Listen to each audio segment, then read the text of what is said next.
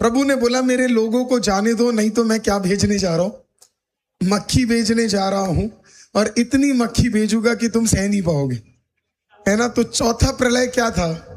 एक तरह से सिंपल वर्ड्स में मैं आपको बोलूं तो स्वैम ऑफ फ्लाइज, मतलब झुंड से झुंड प्रभु ने क्या किया था, मक्खी भेजी थी। और ये मक्खी भी उनके लिए बड़ा इंपॉर्टेंट था। तो प्रभु ने कहा इतनी मक्खी भेजूंगा, नहीं भेजना तो आप क्या करना, मेरे लोगों को जाने दो करके। अब ये कहने के लिए थोड़ा सा 4 हफ्ते पहले का हम रिवाइंड करेंगे। 4 हफ्ते पहले हमने क्या देखा कि ये जो फिरौन राजा है ये सुबह सुबह उठता था। तो हमने सोचा जब फिरौन सुबह उठता है तो हमें भी सुबह 5 बजे उठना चाहिए।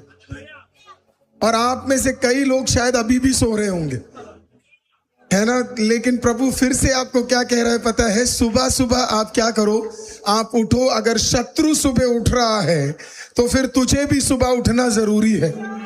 अगर शत्रु सुबह प्लान कर रहा है तो तुझे भी सुबह क्या करना है, परमेश्वर की उपस्थिति में उठकर प्लान करना है।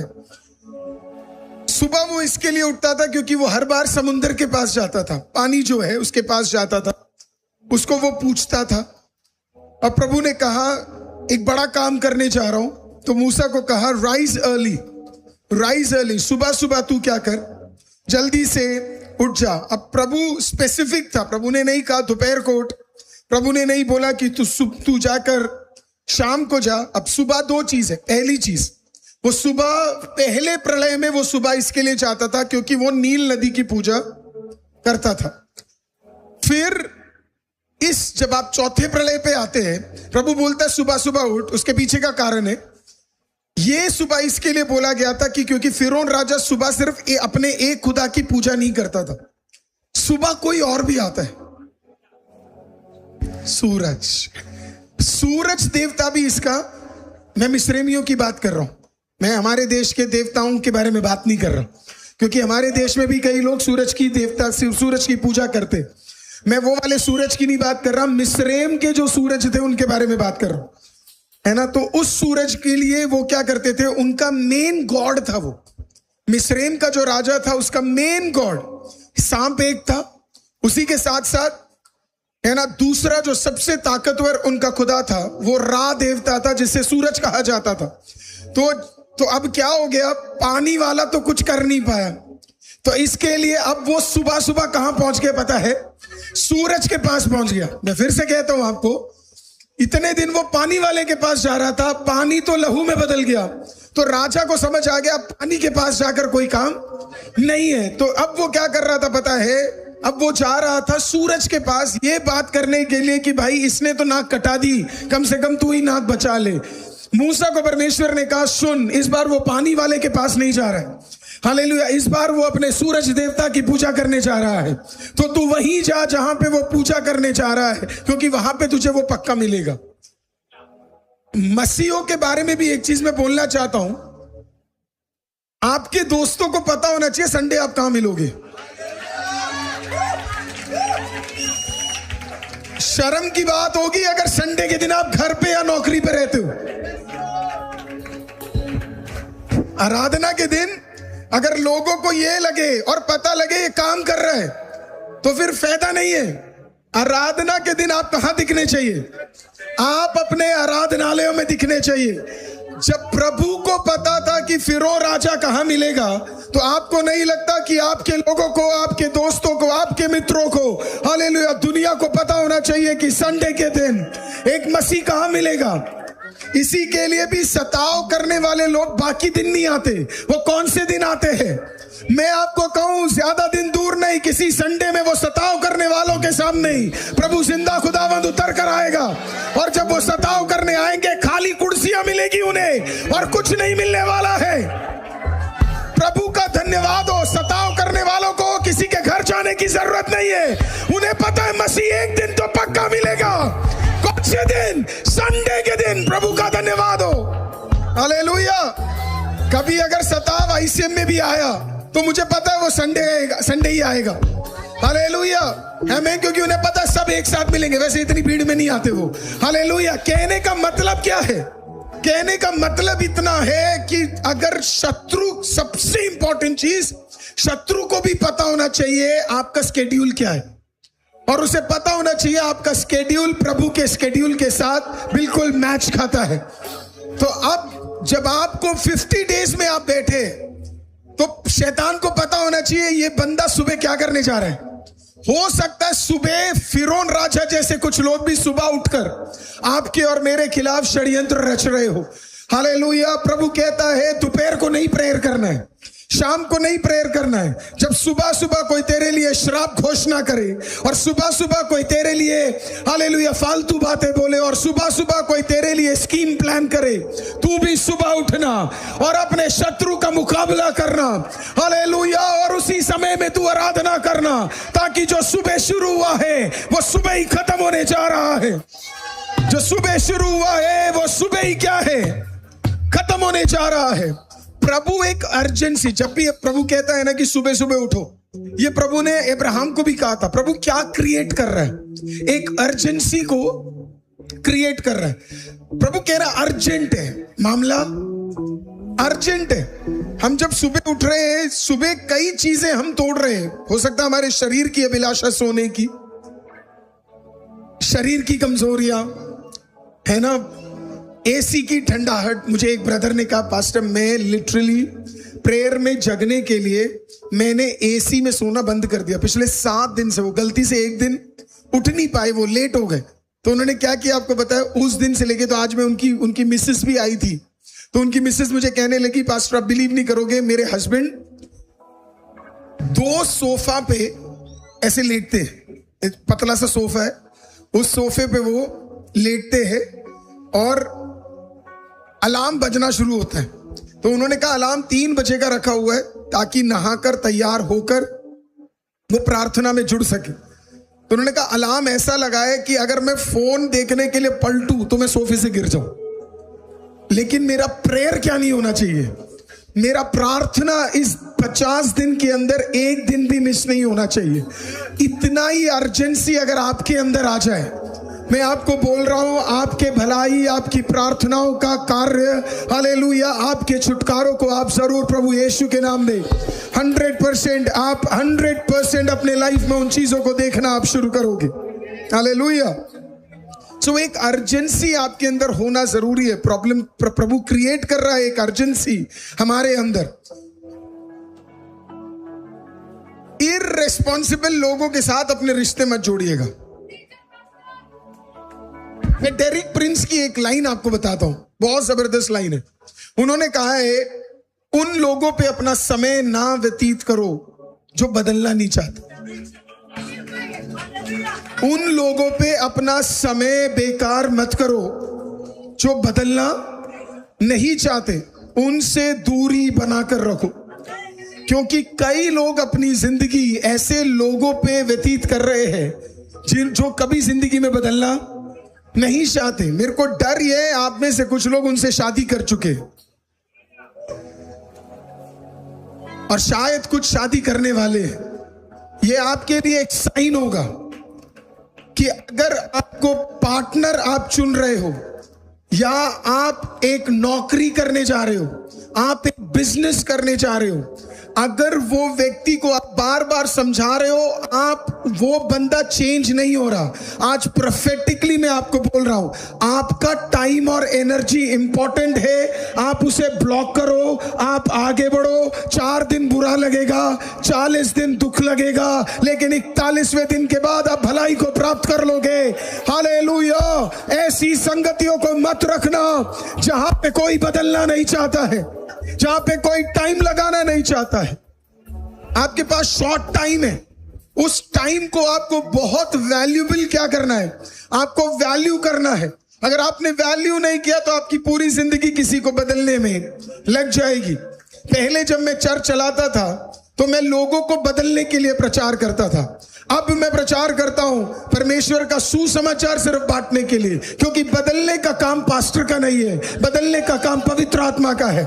मैं समझ गया मेरा काम सिर्फ सुसमाचार बांटना है। मैं किसी को बदल नहीं सकता, मैं किसी को चेंज नहीं कर सकता, मैं किसी को समझा नहीं सकता। ये सब करने का काम सिर्फ और सिर्फ प्रभु यीशु मसीह का है।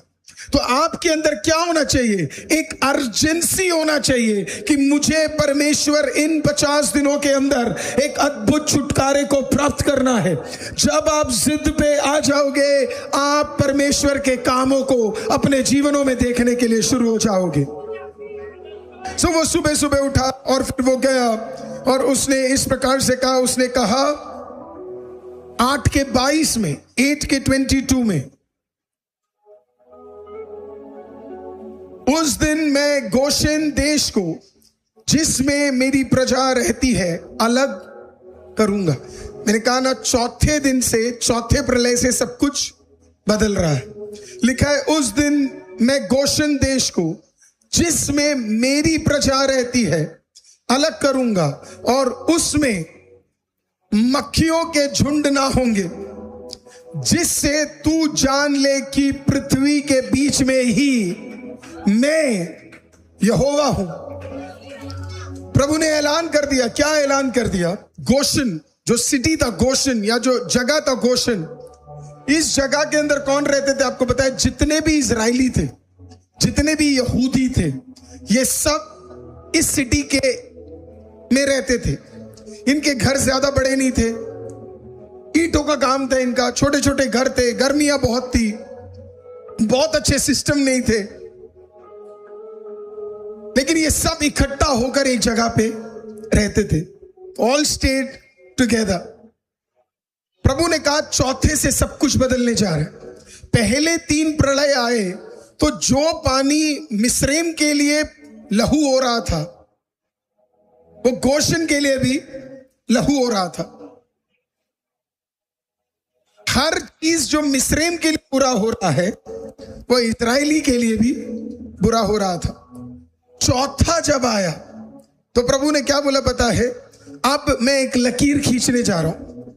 प्रभु ने कहा अब से पूरे मिस्रैम में सब मक्खियों में होंगे, लेकिन मेरी प्रजा मक्खियों में नहीं रहेगी, क्योंकि मैं एक लकीर को क्या करने जा रहा हूं? मैं खींचने जा रहा हूं। और इससे तुम्हें समझ आ जाएगा कि मेरे लोग अलग हैं और मेरे लोगों का परमेश्वर अलग है। आप अलग रहोगे तो अलग भलाइयों को देखोगे, आप अलग देखोगे तो प्रलय आएगा, लेकिन आप अलग बचे रहोगे। अब आपको पता है इसमें सबसे सुंदर बात क्या है? आपको पता है गोशन कहां पे था? गोशन एक कोने में नहीं था मिस्रैम के, गोशन एक साइड में नहीं था। आपको पता है गोशन कहां था? गोशन बिल्कुल सेंटर पे था। हालेलुया, बिल्कुल बीचों बीच था। प्रभु का काम देखना, जब मक्खियां आई, प्रभु ने ऐसा चक्रव्यूह रखा, चारों तरफ मक्खियां घूम रही है, लेकिन जैसे ही बीच सेंटर दिल्ली में सेंटर पे आता है, हालेलुया, बिल्कुल सेंटर पे आता है, कुछ काम नहीं करता है, क्योंकि सेंटर प्रोटेक्टेड है। किससे? प्रभु ने उसे बचा कर रखा हुआ है। आपको कोने में रखने की जरूरत नहीं है, आपको साइड में रखने की जरूरत नहीं है, नाले के कोने में रखने की जरूरत नहीं है। खुदा कहता है बीचों बीच रखूंगा। हालेलुया, चारों तरफ दिक्कत होगा पर तू बचाया जाएगा, तू बचाया जाएगा। हालेलुया, मैं इतना एक्साइटेड था जब मैं वो पढ़ रहा था। आप सोच के देखो ना, मक्खियां हर जगह है। कहने का मतलब, हम मान लो दिल्ली है, हरियाणा में मक्खी, गुड़गांव वाले लोगों तुम्हारा क्या होगा? फरीदाबाद में मक्खी, नोएडा में मक्खी, ग्रेटर नोएडा में मक्खी, गाजियाबाद में मक्खी।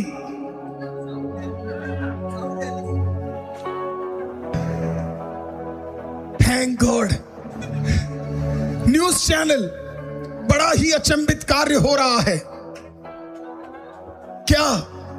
हर जगह मक्खी मक्खी, लेकिन जैसे ही दिल्ली के बॉर्डरों में मक्खियां पहुंच रही है, अंदर नहीं घुस पा रही है, अंदर नहीं जा पा रही है। सोचो ऐसा न्यूज होगा वहां पे, न्यूज चैनलों में लिखा गया, हिस्ट्री की किताबों में लिखी गई। क्या लिखा गया? हर जगह मक्खी मक्खी मक्खी मक्खी मक्खी, राजा के दरबार के अंदर मक्खी, मशीनें काम नहीं कर रही, इतनी मक्खी। लेकिन गोशन के पहले ईंट पे, पहले सड़क पे, पहले जमीन के पास पे भी मक्खी क्या है? काम नहीं कर रहा है मुझे सब। आप किसी दुकानों में गए होंगे तो वो जो मक्खी होती है ना, वो एक चीज लगा के रखते हैं, क्या पता आपको पता क्या होता है वो? नहीं, ये तो मक्खी है वो मशीन होती है, हाँ करंट वाली होती है, जहां पे ऐसे लाइट भी होती है, उसके अंदर मक्खियां जाती है ब्रर करके, है ना, खत्म हो जाती है, आवाजें भी आती है उसके अंदर, है ना, करके मक्खियां चलती रहती है। मैं कह रहा हूं ये सारे ये तंत्र और यंत्र, हालेलुया, इन्हें ज्यादा दूर जाने की जरूरत नहीं थी। निर्गमन की किताब के अंदर मेंशन था, जितने मक्खियां आ रहे थे एक भी अंदर क्रॉस नहीं कर पा रहा है, क्योंकि परमेश्वर ने एक बड़ा बाड़ा क्या है उसके अंदर बांध कर रखा हुआ है। हालेलुया, गोशन के चारों तरफ परमेश्वर का बाड़ा आ चुका था। अब जहां परमेश्वर का बाड़ा आ गया, हालेलुया, वहां कोई अंदर नहीं घुस सकता। कहने का मतलब नरक के अंदर स्वर्ग आ गया था, हालेलुया, हेल की टेरिटरी के अंदर हेवन का बाड़ा आ गया था, हालेलुया। हर जगह दिक्कत है, पर यहां पे परमेश्वर के लोगों पे कोई मक्खी।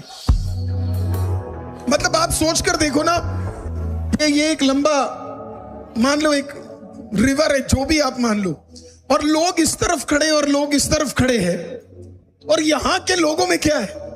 मतलब आप उस मिरेकल को जरा सोच कर देखो, क्या जबरदस्त मिरेकल है। मक्खी हवा में उस तरफ जा ही नहीं पा रही है, मक्खी हवा में उड़ती है। पहली बार मक्खियों को भी नहीं समझ आ पा रहा हम उधर क्यों नहीं जा पा रहे। हालेलुया, क्यों? आपको क्या लगा सिर्फ समुंदर उसकी आवाज को समझते हैं? मैं आपको कह रहा हूं, मक्खियां तक सृष्टि की आवाज को, सृष्टि बनाने वाले जिंदा खुदा की आवाज को समझते हैं। और आप सोच रहे हैं कि कोई आलतू फालतू आपके खिलाफ कुछ कर पाएगा? नहीं, खुदा ने एक लकीर खींच के रखा है, उसका जादू टोना, उसका कार्य तेरे लिए खिलाफ काम नहीं कर सकता। खुदा ने एक लकीर खींचा है, खुदा ने एक God has put a line, और उस लाइन को पार करने का अधिकार खुदा किसी को भी, आज प्रभु यीशु के नाम में, हालेलुया, आप भी किसी गोशन से कम नहीं है। 50 दिन में बीचों बीच खुदा एक लकीर खींचने जा रहा है, आप उस लकीर के अंदर होने जा रहे हैं। हालेलुया, चारों तरफ कुछ भी क्यों ना हो, प्रभु तुझे बचा कर रखने जा रहा है, प्रभु तुझे संभाल कर रखने जा रहा है। तेरे अगल बगल मर्डर हो रहा है, तेरे अगल बगल चोरी हो रही है, तेरे अगल बगल लड़ाई हो रही है, तेरे अगल बगल स्कीम हो रहा है, पर खुदा ने तुझे बचा कर रखा हुआ है। God has protected you left, right, center. He has done it. क्योंकि आपके अगल बगल में क्या है? आप एक गोशन के अंदर है। You are under the protection of the Almighty God. Gaussian के बिल्कुल बीचों बीच आप है। और फिर प्रभु ने क्या बोला पता? मैं ये इसके लिए कर रहा हूं ताकि सबको समझ आ जाए मैं यही हूं, मैं यही हूं। मैं कहां पे हूं? I am right here. मैं और कहीं नहीं गया, मैं बिल्कुल यहीं पे हूं। मैं तुम्हारी परिस्थिति के बीचों बीच हूं करके, कहने का मतलब उनका प्रोटेक्शन कोई स्वर्गदूत नहीं दे रहे थे, उनका प्रोटेक्शन स्वयं परमेश्वर यहोवा ही दे रहा था। हालेलुया, प्रभु कहता है तेरे परिस्थिति के बीचों बीच हूं। I am a God who is right in your midst. मैं बीचों बीच। प्रभु परेशानी में भाग नहीं जाता। प्रभु ने क्यों बोला मैं परेशानी के बीचों बीच हूं? क्योंकि इनके एक भी खुदा काम नहीं आ रहा। जब इनके परेशानी आए तो सबके सब भाग गए, एक भी काम नहीं आ रहा, एक भी मदद नहीं कर पा रहा, सबके सब शायद चले गए होंगे। उन्होंने कहा होगा हम इस परेशानी को सॉल्व नहीं करेंगे। प्रभु ने कहा डरने की बात नहीं है, मैं बीचों बीच कदम रखने जा रहा हूं, मैं बीचों बीच आने जा रहा हूं, मैं बीचों बीच उतरने जा रहा हूं। प्रभु यीशु के बारे में भी आप देखोगे, बिल्कुल उन्होंने ऐसा ही कहा। उन्होंने ये नहीं कहा स्वर्ग में रहकर तुम्हें बचाऊंगा, उन्होंने कहा जहां पाप है वहीं पर उतर कर मानव जाति को बचाने के लिए वहीं पे उतर कर, वहीं पे मरकर, वहीं पे मैं जिंदा करूंगा, वहीं पे मैं तुम्हें पापों से बचाऊंगा। हमारा परमेश्वर डरपोक नहीं है, हालेलुया, कि वो परिस्थितियों के अंदर कदम नहीं रख सकता। वो परिस्थितियों के भीतर कदम रखकर, तेरे साथ चलकर, तेरे साथ तुझे पार करवाने वाला जिंदा परमेश्वर है। पौलुस ने प्रभु से प्रार्थना की, प्रभु मुझे बल दे, मेरे अंदर ये घटी है, या मेरे अंदर ये शूल है, या मेरे अंदर ये कांटा है। 3 बार प्रार्थना किया, परमेश्वर ने कहा जरूरत नहीं है, मेरी करुणा तेरे लिए काफी है। माई grace is sufficient for you. क्या बोल रहा था प्रभु? प्रभु कह रहा था तू अकेले नहीं झेलने जा रहा है। I am right there with you. तू अकेले नहीं है, मैं भी तेरे साथ उतरने जा रहा हूं। हालेलुया, मैं भी तेरे भीतर आने जा रहा हूं। इसी के लिए जब 59 to 63 की ईयर्स में जब वह फिलिपी की पत्री लिख रहे थे तो उन्होंने फिलिपी की कलीसिया को, सेकंड लास्ट कलीसिया को इस प्रकार से कहा, वो परमेश्वर जो मुझे बल देता है। हम एक बार उसे पढ़ लेते हैं। Let's read it. 4 का, फिलिपी 4 उसका 19। Let's read it.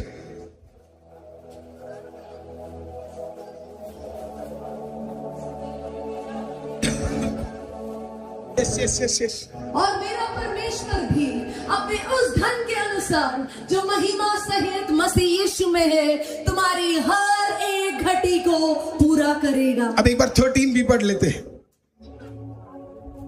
जो मुझे सामर्थ्य देता है उसमें मैं सब कुछ कर सकता हूँ। अब देखिए बड़ा सुंदर है, जो मुझे सामर्थ्य देता है। बचपन में कितने लोगों ने कॉम्प्लान पिए? अभी भी मिलते हैं? कॉम्प्लान, किसी ने कॉम्प्लान पिए? और भी मिलते थे, बॉर्नवीटा। फिर एक और था सचिन तेंदुलकर वाला, boost is the secret of my energy, है ना। फिर मेरा फेवरेट था माइलो, क्योंकि हमारे स्कूल में फ्री में मिलता था। वो बीच बीच में आते थे लोग और वो टेस्टर के लिए छोटे छोटे कप्स में क्या करते थे, वो पिलाते थे। अब जैसे वो पीते थे, है ना, अंदर से कॉन्फिडेंस आता था जैसे एनर्जी आई हो। वैसे आया कुछ भी नहीं था, है ना, लेकिन वो पीते ही क्या है, हमें बताया जाता है कि वो बल क्या है आपके अंदर आ जाएगा। उसमें दिखाया होता था कि बच्चे और लंबे हो जाते वो पीने के बाद बच्चे। मैं एक बार उनके ओनर से मिलना चाहता हूं, है ना, कि एक्चुअल में लंबे होते हैं कि नहीं, क्योंकि मेरे साथ तो घोटाला हुआ है। मुझे अपना तो नहीं पता, सुबीर तेरे साथ क्या हुआ? तो मेरे और सुबीर के साथ तो क्या है, हमने भी बचपन में क्या किया था, पिया था। हमारा तो हाइट बढ़ा नहीं, हम दोनों तो ऐसे ही रह गए, इससे ऊपर बढ़ ही नहीं पाए हम दोनों।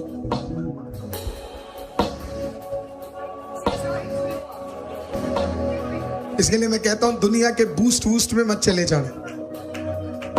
असली बूस्ट कहां से मिलता है आपको पता है?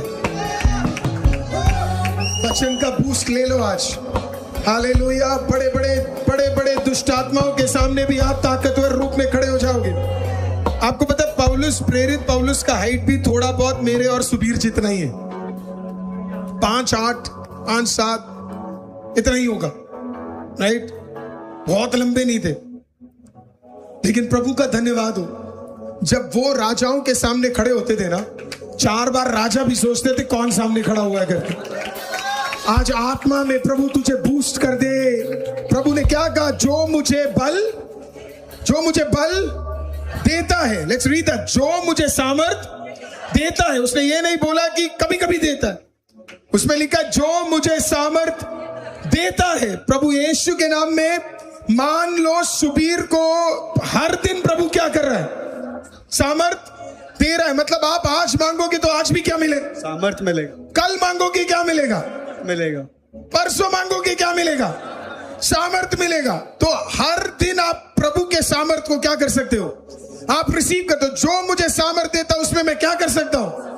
सब कुछ कर सकता हूं। I can do all things through Christ Jesus who strengthens me. प्रभु कहता है मैं तुम्हारे साथ कुछ दिनों में नहीं रह रहा, मैं तुम्हारे साथ हर दिन क्या है? हर चीज में मैं रह रहा हूं, हर चीज में। हालेलुया। मेरे पास सुबीर का इतना जबरदस्त एक फोटो है, डैनी ने मेरे को भेजा था, है ना, पर सुबीर ने कहा नहीं दिखाना करके, तो इसके लिए मैं आपको नहीं दिखा रहा। लेकिन इतना टैलेंटेड बंदा है ये। पिछले दिनों में हमें, है ना, एयर कंडीशन का कोई चीज ऊपर चढ़ाना था। आप विश्वास करोगे, इसने अपने कंधे पे उठा लिया और ऊपर लेके चला गया वो, है ना। फिर थोड़ी देर बाद हमने देखा, मैं फोटो नहीं दिखा सकता, लेकिन मैंने देखा, मैं फोटो नहीं दिखा सकता, लेकिन मैंने देखा। क्या देखा? कहां पे थे आप? पेड़ पे।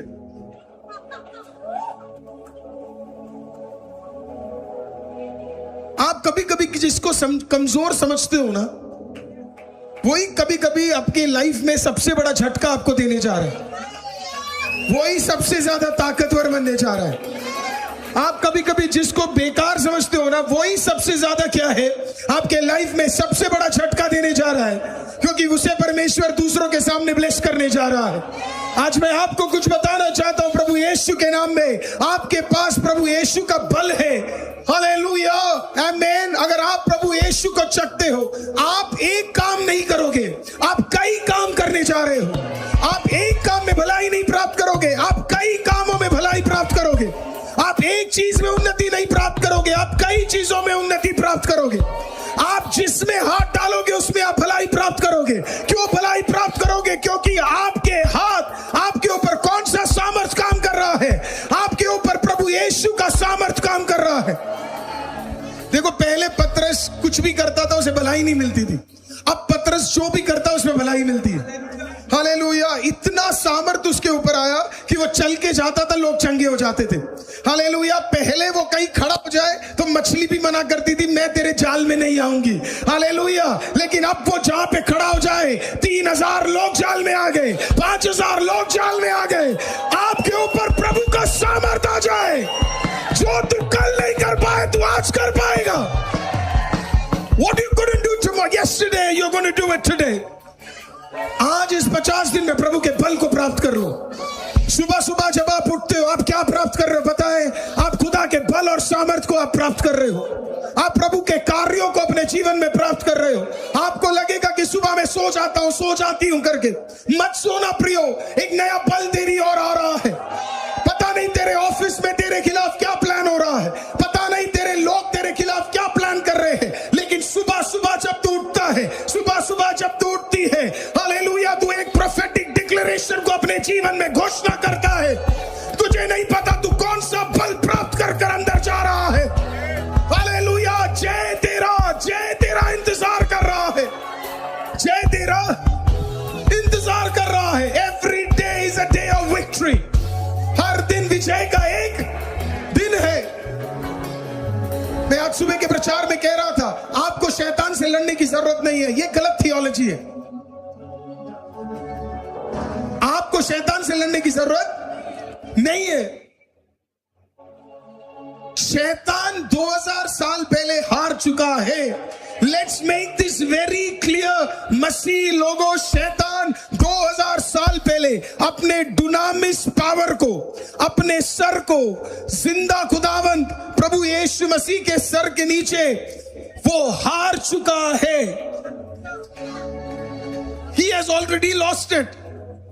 लेकिन आज भी कई लोग इस थियोलॉजी को सिखाते हैं कि आपको शैतान को क्या करना है, हराना है। नहीं, मैं आपको कह रहा हूं, आप 2000 साल पहले जीत गए थे।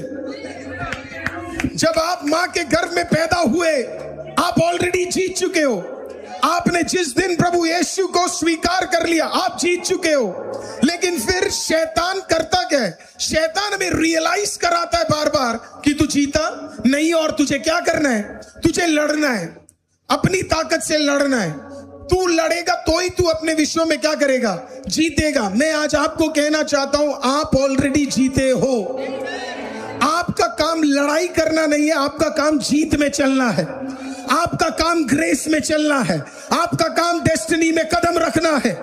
आप खामखा लड़ रहे हो, ये डर का थियोलॉजी खत्म करना है। आपको डरने की जरूरत नहीं है।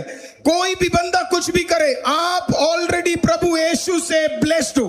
प्रभु जीत चुका है। आपका काम प्रभु के जय में चलना है। हम बचपन में गाते थे वो गाना, गिव मी मेजर कॉर्डन। बोलो जय मिलकर जय, बोलो जय यीशु की जय, बोलो जय मिलकर जय, बोलो जय यीशु की जय, बोलो जय जय जय। गाया आपने बचपन में? बोलो जय मिलकर जय, बोलो जय यीशु की जय, बोलो जय मिलकर जय, बोलो जय यीशु की जय, बोलो जय जय जय। क्रूस पर अपना खून बहाया मुझ पापी को,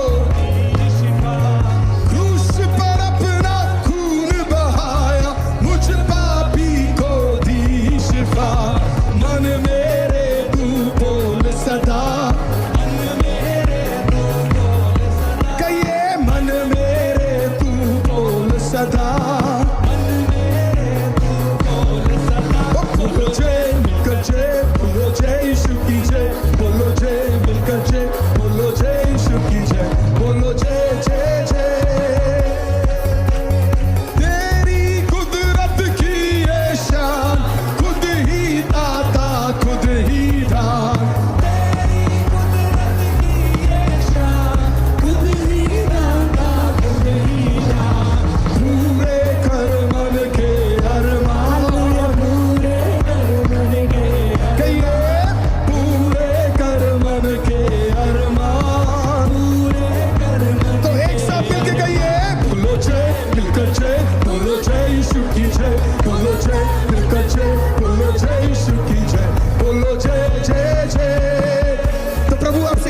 है खिदमत अपनी ले मुझसे इस मंदिर में बोलो बोलो बोलो खिदमत अपनी ले मुझसे इस मंदिर में तू बसे इंडिया में तेरा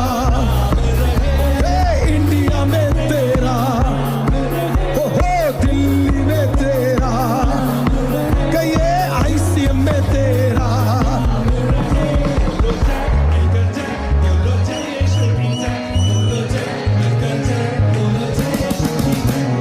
तो आप यहाँ पे क्या आए हो क्या करने आए हो खिदमत अपनी ले मुझसे इस मंदिर में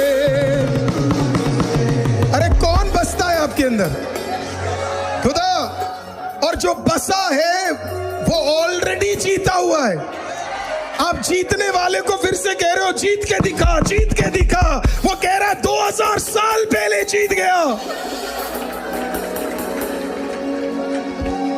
मुझे नहीं समझ आता क्रिश्चियंस को इतना